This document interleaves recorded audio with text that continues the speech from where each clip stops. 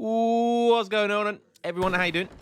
How are you doing? We've got another game, and it's Pirashiki King back at it again with his Japan shenanigans. And he's going up against Consensus. Strong Otto player setting the scene here. We've got Consensus. I think he reached about 2k elo, maybe even higher than 2k elo, actually. So Consensus just kind of getting over that 2k elo mark. So strong player. And Ottoman, as we know, are kind of a insane civ. They can kind of do everything.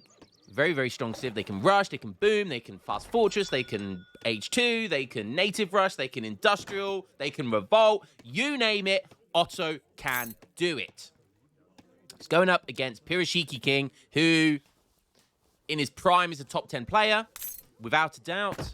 Likes experimenting. We've seen so much recently with him experimenting with different Japan builds. He's done industrial builds. He's done fast fortress builds. He's done some insane ninja builds. What are we going to see from him? You just never know. We've seen Dutch fast fortress consulate rushes with him. It's just absolutely insane. And already, as I'm talking about weird and wonderful builds, of course, we're going to see some Spanish allies from the consulate already at 1 minute 20 in the game. Let's have a quick look at his deck as he just has a card coming in. And there's 2 villagers. It's called 1v1 1000 food. Okay then.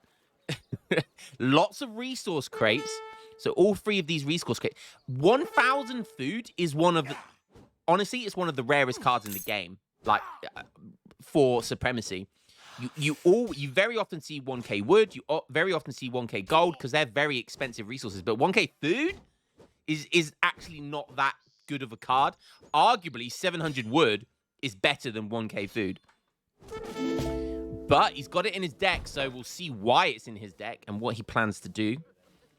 Leaving that chest of coin on the ground there, picking up 45 XP. I love this nice split with his heroes here. And he's going to be picking up another 45 XP. This is a really nice, so a little top tip if you're any Japan mains, right?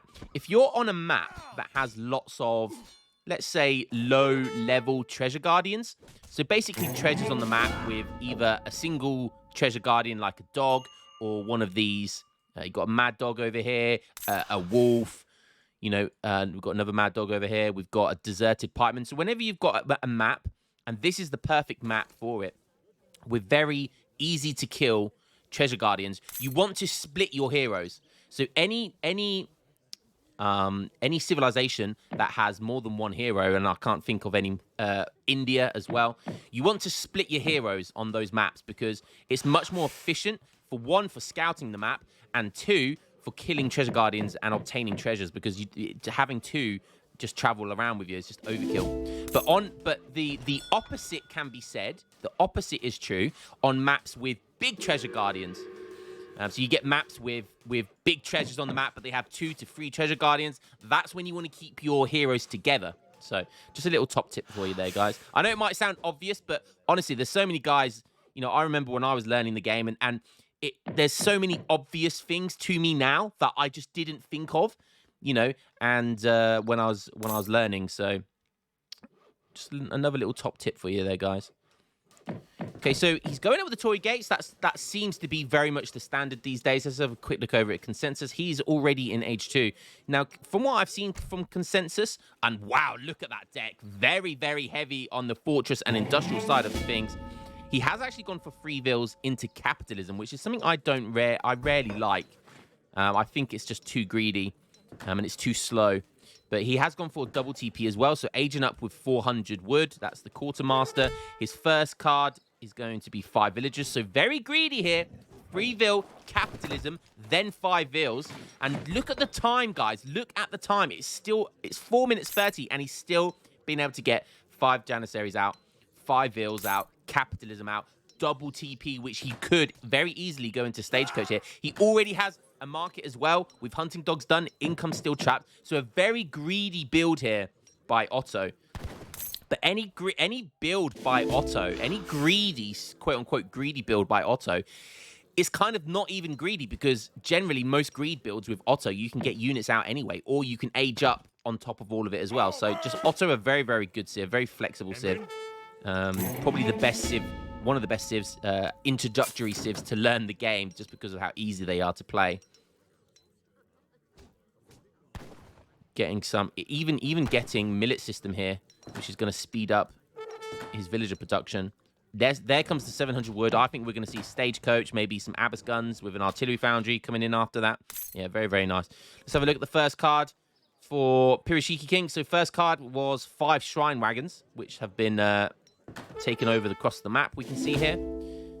So 5 shrine wagons is a really popular card at the moment. It seems like people are starting to pick up on that meta with the shrine wagons. It's very, very effective way of getting shrines across the map without having to, waste villager seconds or waste hero seconds.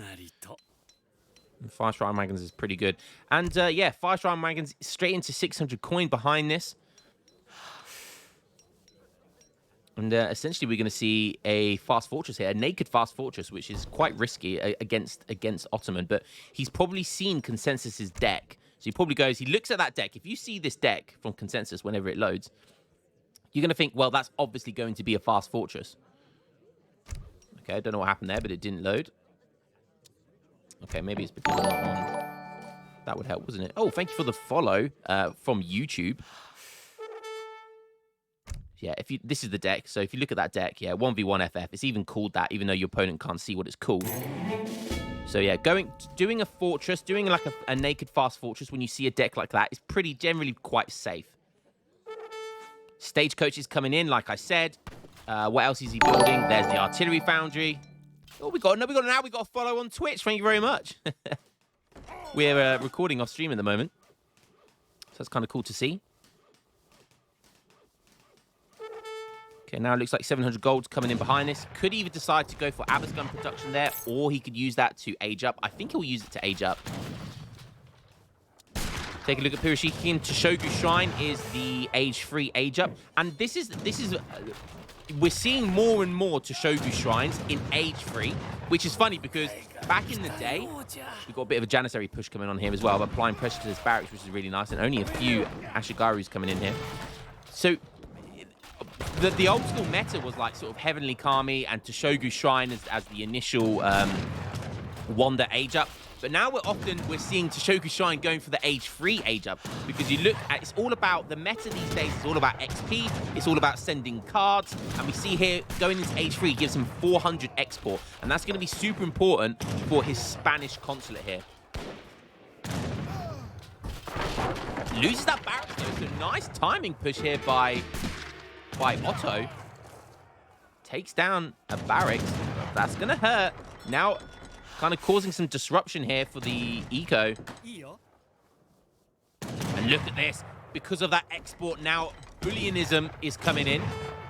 And that's going to... Watch this XP. That gives him 2 cards. Nice. Shipping 8 Ashigarus. But because that barracks goes down, unfortunately, he's going to have to reboard his barracks, which is going to take away from his veterancy for them, which is a little bit of a shame. All villagers on food, and now it's getting exciting, boys. Now it's getting exciting. So he's got into the fortress age. That Toshogu Shrine has allowed him to get all of that juicy export, and he used it on essentially a mercantilism. And now look, 1k gold coming in, followed by 1k food. Oh, look, Nanban trade coming in behind this, and that's going to give him extra. Oh my God, he's doing it all over again, and now he's shipping 1k wood. Oh, it's such a genius build. So for anyone who doesn't know what the hell is going on right now, look at this food. 625 each. That's 1,250 food. So each of these shipments gives 250 extra resources. So if you send them 4 times, it's like having an extra shipment. So it's just such a genius synergy between the Spanish consulate. You get the mercantilism, which gives you 2 extra shipments. Then Nanban trade comes in, and that means you get so many shipments of resources, and the resources have more resources in them. It's just so ingenious. It's so genius. And now look, he's aging up as Japan into industrial before 10 minutes.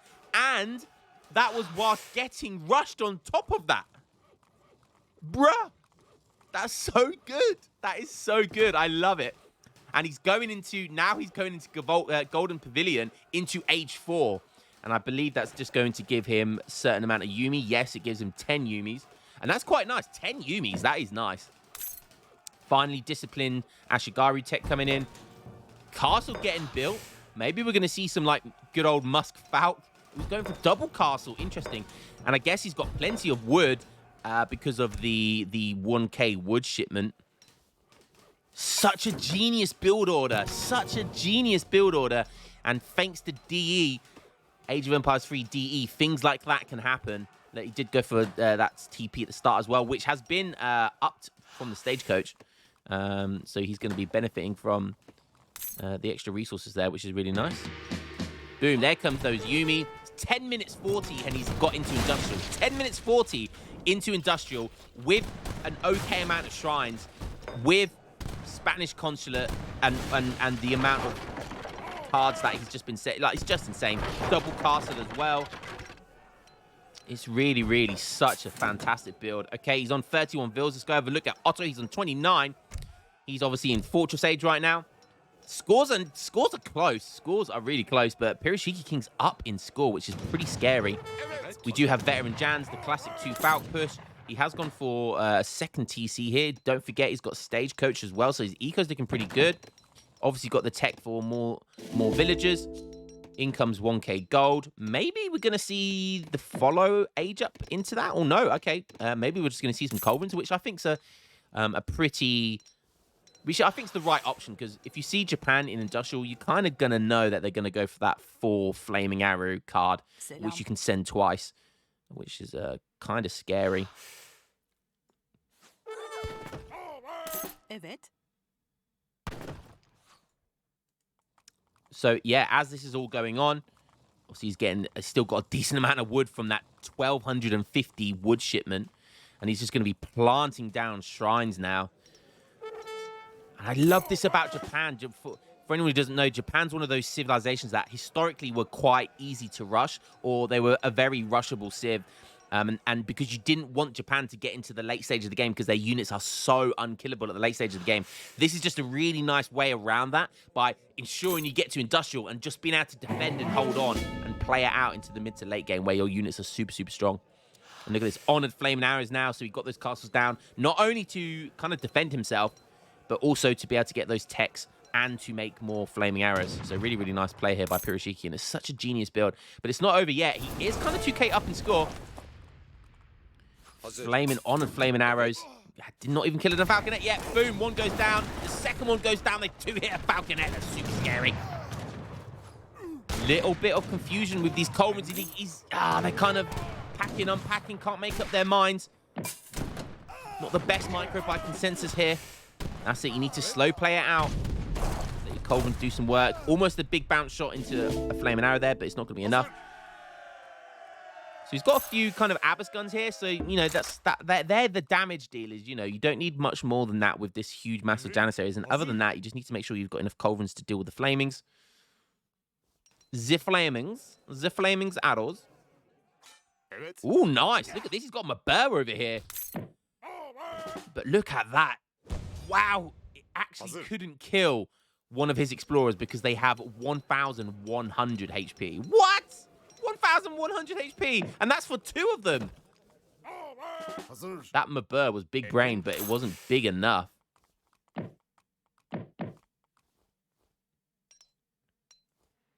Going down for that 3rd TC, and look at this. These TC placements, very much kind of every side of the map, just trying to secure map control here. Just Piroshiki King, see that TC? He doesn't, but he's going down this way anyway. Nice. Looks like he kills the Mabur there. The spy. What we got going on here? Discipline Yabusames. Okay, Yabusame archers coming in. It's essentially their Culverin option and anti-cav option all in one unit. So it's basically like Piroshiki King essentially doing a Japan Musk Falk Culverin. I love this as well. On top of all of this, so he got rid of the Spanish consulate, and now he's going up with the Dutch allies, and he's now able to afford a bank wagon on top of all of this. So his eco is just, it's basically like now having 44 villagers. Very, very nice. Very, very greedy by Piroshiki King there. And look how many honored flaming arrows he's got here. 8. He shipped the card twice by the looks of it. He still has the option of sending 14 Ashigari musketeers twice. 28 musketeers. That's super scary. Yabba's army's here. There's not that many of them, though. Is he going to decide to try and go for it? These things, don't forget, have 45% range resist. So Janissaries will struggle to kill them very quickly. But there is just so many of them. And Abasgun. Now Spahi as well coming in. This is a huge time. And Abasgun's at the top as well. The Culverins just being able to make mincemeat, but they're so far behind now. Hasn't unpacked him in time. But the Spahi, forget the Culverins. The Spahi are there, baby. And look how he's just melting everything. The Abasgun is just melting the Ashigarus. Janissaries and everything else is killing the Yabbasamis. And just like that, with a flip of a switch, Consensus is back in the game. What a timing there. 42 villagers as well. Now going for the top killer card, which is going to be essentially the artillery upgrade, which, by the way, is actually quite an insane card. People figured out that sending this card, you know, where you get the 2 Falconet versus 2 Falconet kind of Botto Fast Fortress timings. If you ship that card before the 2 Falconets meet, let's say you're in an Otto Mirror and you both Fast Fortress, or you're Otto versus Spain, and you ship that card, their 2 Falconets won't kill one of your Falconets in 2 hits. Think about that. That's pretty insane. But obviously, it is a whole shipment's worth, so... Just a fun little fact for you there. Any of you Botto FFers out there, that's a fun little fact for you. Factoid there if you decide to ship that card. Nice. So, Piroshiki King looking like he's just sticking to his guns here. I love some of the ragdoll kind of death animations of units. Look at these guys. When they get hit by artillery, it's just so funny. Okay, nice. Only 1 Culverin left. So he did a good job of sniping those Culverins.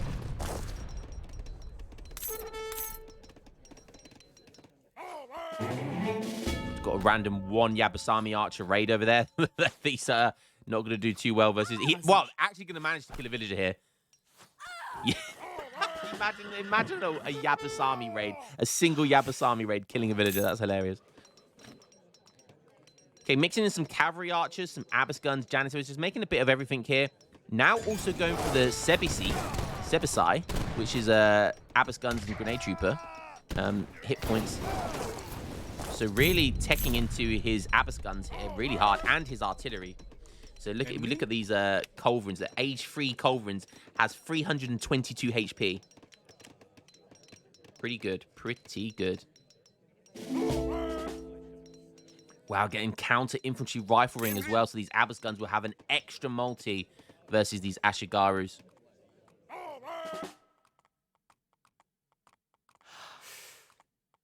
It's on 52 vils. That's that free TC production. It's scary when Otto get to that stage because they're all of their... Oh, sniping a Culverin for free.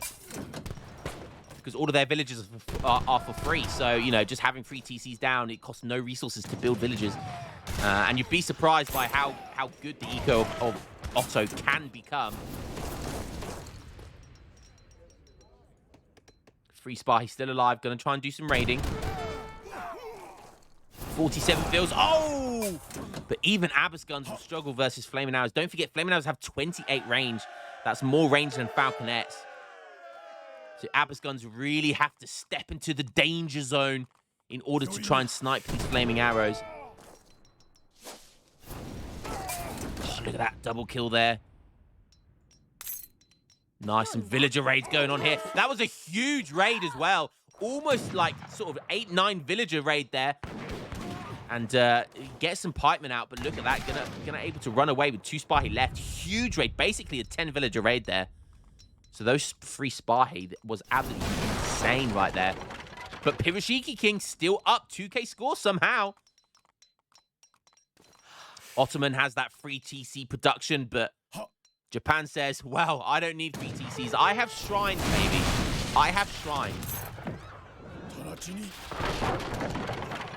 Finally now going to the Japanese consulate. That's going to upgrade all of his units. Nice, making these flaming arrows. 300 gold, 100 wood. They're cheaper than a normal artillery piece. Oh, nice micro there. You saw the micro. He wasn't just double-clicking and then hitting a singular spot. He was just... Oh, another quadruple, baby. Another quadruple. The micro from Piroshiki King. That's a top 10 player micro right there. Just mixing his flaming arrows, just hitting different targets with a different flaming arrow. Just beautiful, beautiful to see there.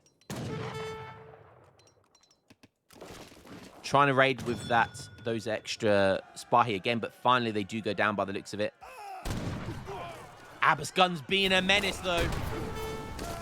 Boom, look at the ragdoll animations, just getting petrified there by flaming arrows. Those poor guys, not even flinching. Turn to stone. Could make an Age of Mythology Medusa joke there, but can't figure one out, I'm afraid. And I always forget like how cool honored flaming arrows are. Look at these guys. They've got like dragons at the front of them. It's such a cool little detail that in the old game you wouldn't have been able to see. But because of DE, look how beautiful those units look. Look how absolutely beautiful they look. That's one of the things that people don't talk enough about with the definitive edition of Age of Empires 3. Like some of the unit skins are so just beautiful, beautifully designed. A decent amount of culverins there. And, I mean, he's going to try and walk up with his Ashigarus, but he's going to take some hits with the flaming arrows.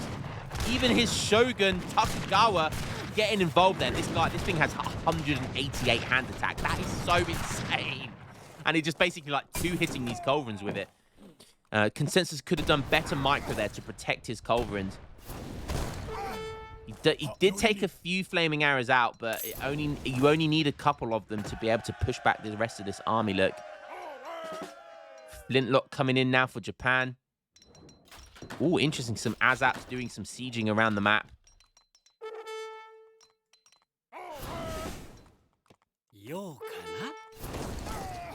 Having his explorers here would be really useful. So Japan to have 2 explorers with 1100 HP, they would be able to soak 2,200 HP in these big battles. That is massive. It is a massive amount of HP. It's basically like having a war chief hero at this stage of the game, which is kind of mad. And that's another cool little buff. You know, like European explorers in the industrial ages, their explorers get a Eye of the Assassin crack shot, which is so overpowered, by the way. You can like one hit a spy. It's so insane. You've got, you know, the War Chief Civs are just insane amount of HP. And then you've got, you know, like Japan, which just have these, you know, these explorers, which there's 2 of them. They have 32 ranged attack. They soak 2,200 HP. They can build shrines. Just really, really insane. And my headset keeps breaking for some reason.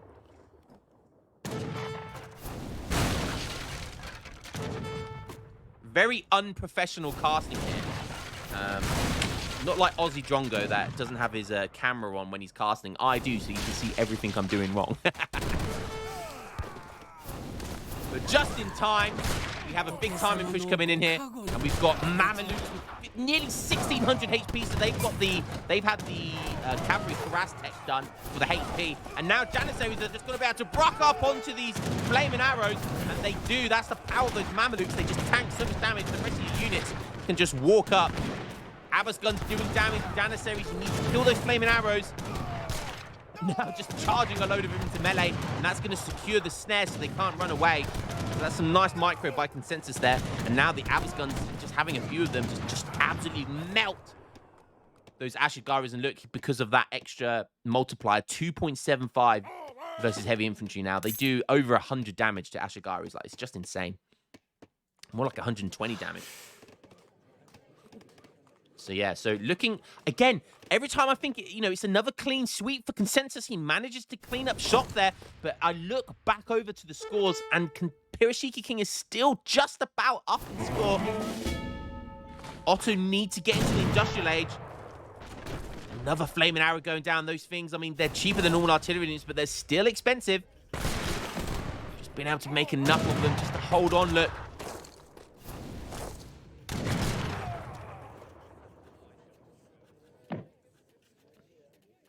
Shipping in close combat now. It's going to be Ashigaru buffs.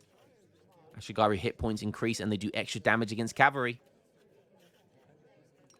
Still, this free TC booming. Piroshiki King up to 60 villagers now. Starting to have to go on to rice paddies. Does he have the shrine tech? I think he does have the shrine tech up. Now, each shrine is producing 0.45 gold per second. At least ones on herds, that is. So he's looking really good. His eco's really good. He's almost max shrine as well. And this is why it's scary, because you get into Industrial Age and then you can get the 4 flaming arrow shipment twice, and you can just hold off the rushes, the pushes, and then you can allow your shrine boom to really take off.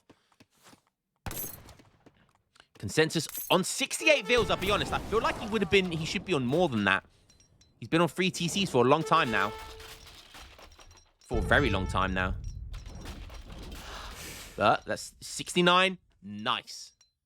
Still got that is still a decent eco, and don't forget he has the map control. He's had the map control for the entirety of the game, so he's still got plenty of mines left, plenty of food left. He has put down a few meals now, but he still has access to lots of good natural resources. And look at the scores. The scores just stay super close the entirety of the game. Consensus now only 1k score down. So close, so close. And no, the Shogun, he's going to lose it. No. Oh, he loses the Takigawa, and that is massive. That is massive. He can rebuild, I believe. Oh, no, he can't. He hasn't got the right wonder to rebuild them because he went into the Golden Pavilion. So no way of getting any of his Shoguns back, any of those extra heroes. Absolutely a whole age shipment, which is a massive loss. And look at the scores, neck and neck now. Maybe that's what he needed to get himself back into the game. Piroshiki King, even top players make mistakes like this. These Culverins, like I said, they are buffed. They've had at least 1 card buffed to them.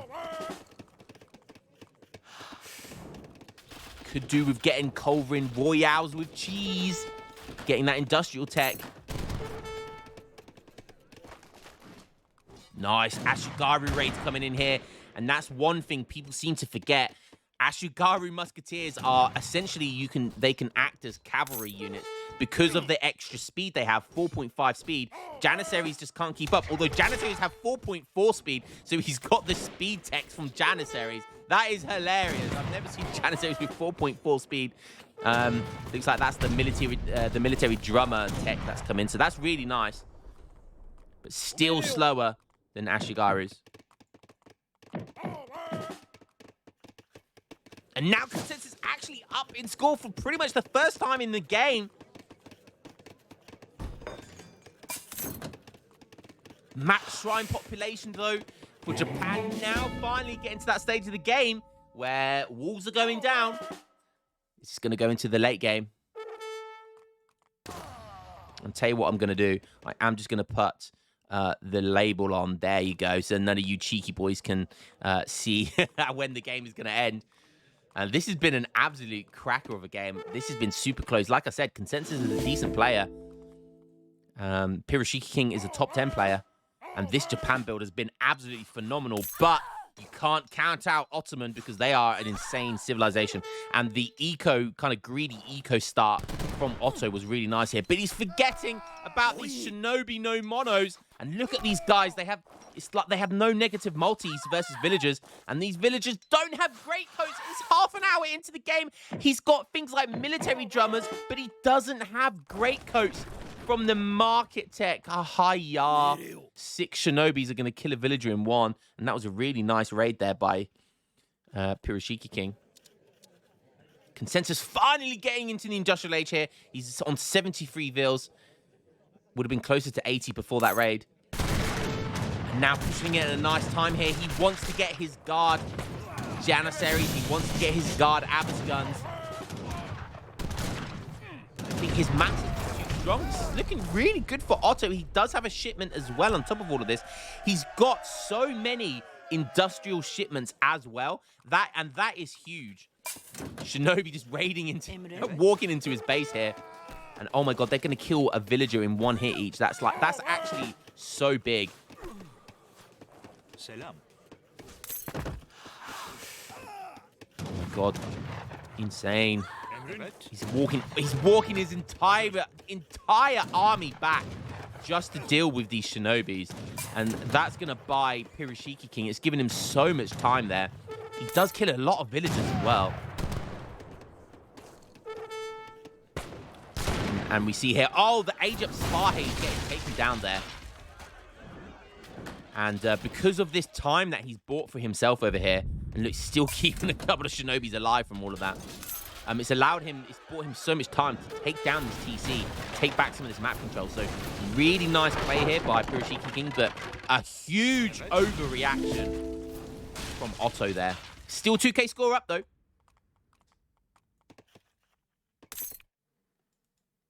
Finally seeing some native buildings going down.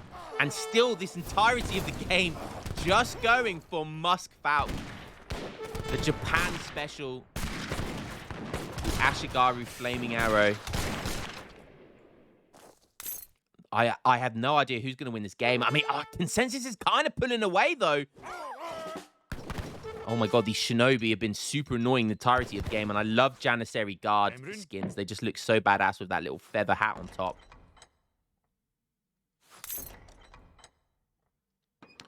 Any of you want to know the absolute savagery of the history of Janissaries? Go and have a Wikipedia check on Janissaries and how they came into existence and where they came from. It's really, really savage.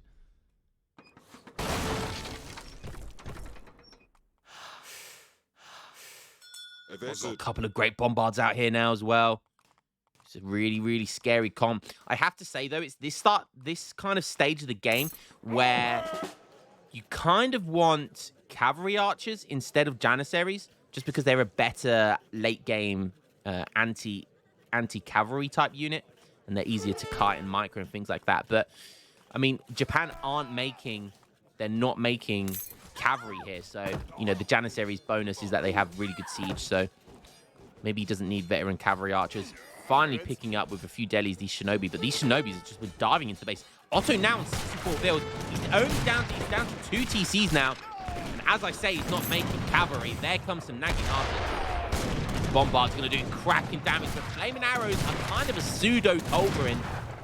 So they will take them down. Very, very nice. But the Abyss Guns now pushing forward as well. Nice micro here on both sides.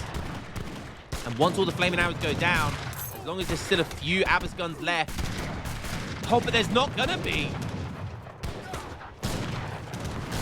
He did some more culverins. We've got Ashigaru versus Janissary. Janissary are the tougher of the two, but Ashigarus have more speed, they have more damage. Piroshiki King now edging the score, taking that fight better, I have to say. The Naginatas just did a really great job of kind of like acting as a meat shield, so his other units were forced to attack the cavalry, whilst the Flaming Arrows did the damage behind.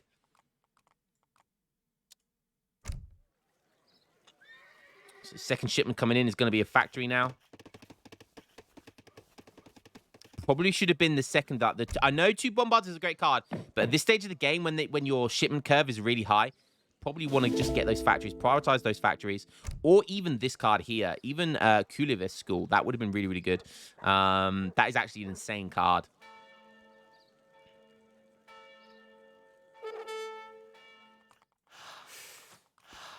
Still raiding with these shinobis, being super, super annoying. Now even getting to Yamaboshi to do some sieging here, just being super annoying. And this is where the kind of skill gap might be seen here. Piroshiki King just keeping the APM of Consensus completely in check here. Because he's, look, again, Consensus overreacting with his entire army just to deal with a small Yamaboshi raid.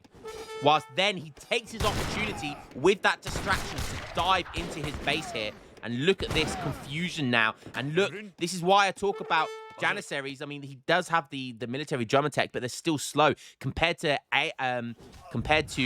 cavalry or to archers.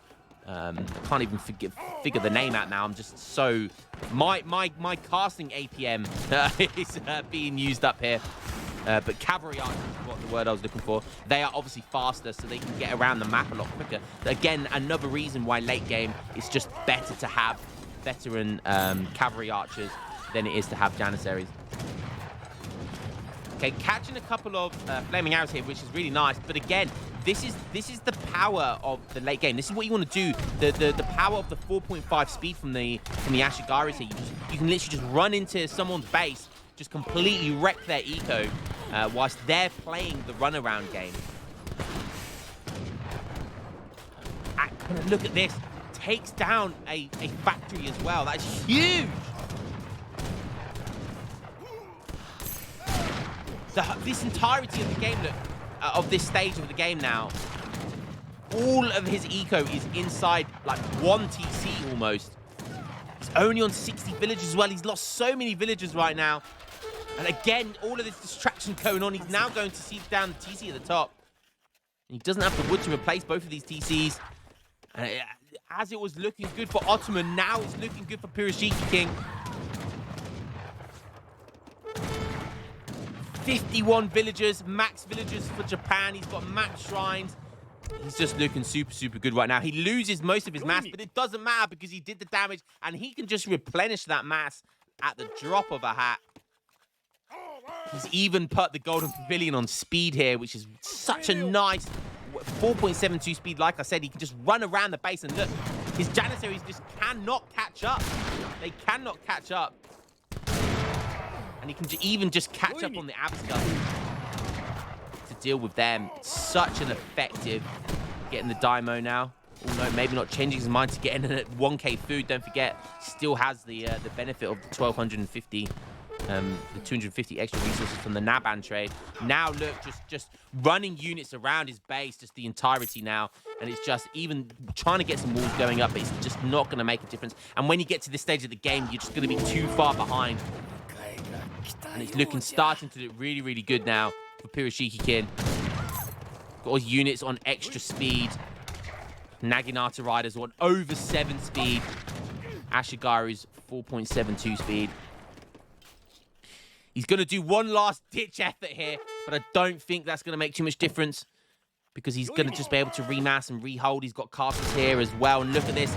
Barracks can produce 10 units at a time now. Yeah, look at this. Just raiding everywhere, raiding everywhere.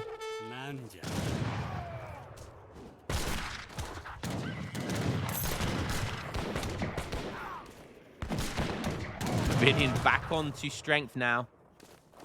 Back onto hit points, rather. Ashigaru is now 328 HP. Just really, really nice play here by Piroshiki King. Just running units all around his base.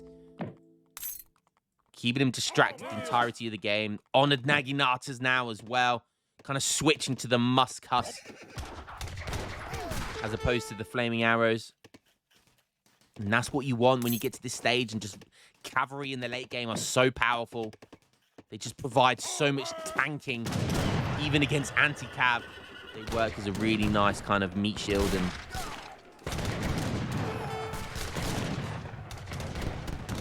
got those golden little crowns. So cool. So, so cool. And this Janissary Abbas is just not going to be able to do enough here.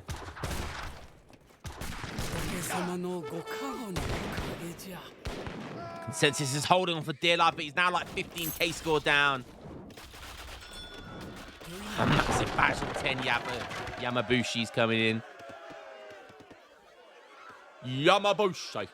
So I just have to say that every time. I don't know why. Krisakabushi. Guys must think I'm going mad. Don't worry, I'm not. Horse artillery coming in now, but is it too little too late? Look at the resources for Japan right now. So difficult to beat Japan at this stage of the game.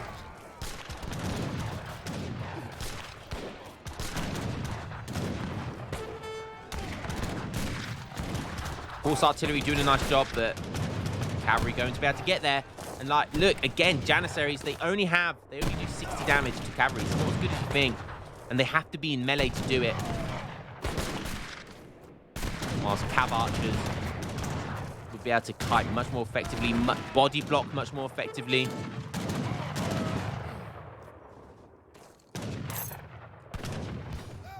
I think we are just seeing the downfall of the Ottoman Empire here. It wasn't World War I. It was Pirashiki King. And there was a fantastic game. 40 minutes for you guys. As Widgie would say, 40 minutes, ladies and gents. What a fantastic game. Let's have a look at those post-game stats, ladies and gents. Village count was good. Would have thought it was a little bit better for consensus. But look at that big raid there. And that was that big Spahi raid, killing about 7 villagers there. But look at the end game here. 77 villagers, just couldn't get back to where he wanted to be.